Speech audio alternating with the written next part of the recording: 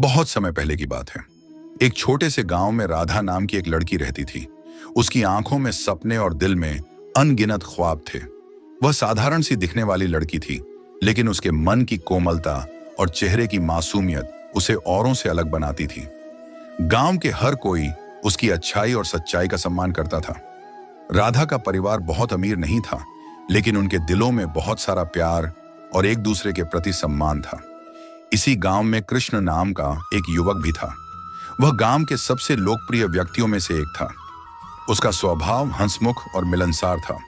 वह देखने में सुंदर और आकर्षक था और उसकी बातों में एक अजीब सी खिंचाव थी। उसकी आंखों में गहरी समझ और दिल में दूसरों की मदद का भाव था। वह गांव के हर किसी की मदद के लिए हमेशा तत्पर रहता था। धीरे धीरे राधा और कृष्ण के बीच मुलाकातें होने लगी।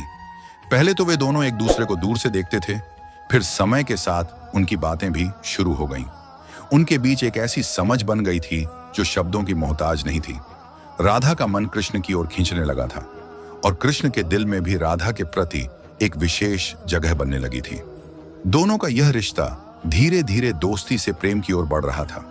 गांव में उनकी प्रेम कहानी की चर्चा होने लगी थी, लेकिन किसी को भी इस बात से परेशानी नहीं थी, क्योंकि सब जानते थे कि उनका प्रेम सच्चा और पवित्र था। लेकिन हर प्रेम कहानी में एक परीक्षा का समय भी आता है। एक दिन कृष्ण को शहर में नौकरी का अवसर मिला। वह चाहता था कि वह अच्छी नौकरी करके अपने परिवार और राधा के लिए कुछ अच्छा कर सके। राधा को इस बात से खुशी भी थी, लेकिन मन ही मन वह उदास भी थी, क्योंकि उसे पता था कि अब कृष्ण उससे दूर हो जाएगा। उसने कृष्ण को जाने के लिए कहा, क्योंकि वह नहीं चाहती थी कि उसकी खुशी के कारण कृष्ण अपने सपनों को त्याग दे। कृष्ण ने भी उसे वादा किया कि वह जल्दी ही लौटेगा और फिर कभी उससे दूर नहीं जाएगा। वह राधा को अपने दिल के बहुत करीब महसूस करता था और उसके बिना एक दिन भी बिताना उसके लिए मुश्किल था। लेकिन उसने उसे वादा किया और शहर के लिए रवाना हो गया। समय बीतता गया, लेकिन कृष्ण का कोई संदेश नहीं आया। राधा के मन में चिंता बढ़ने लगी। उसने हर रोज कृष्ण की राह देखी, लेकिन वह नहीं आया। लोगों ने उसे बहुत सांत्वना दी, लेकिन उसका दिल टूटता गया। हर रात वह कृष्ण को याद करते हुए रोती और भगवान से उसकी सलामती की दुआ करती। कुछ सालों बाद गांव में एक पत्र आया, जिसमें लिखा था कि कृष्ण को एक गंभीर बीमारी हो गई थी और उसने राधा को खत लिखने की बहुत कोशिश की थी, लेकिन उसकी हालत दिन ब दिन खराब होती गई। वह राधा से मिलने की ख्वाहिश अपने दिल में लेकर इस दुनिया से विदा हो गया था। राधा के लिए यह खबर किसी सदमे से कम नहीं थी। उसका दिल टूट गया था।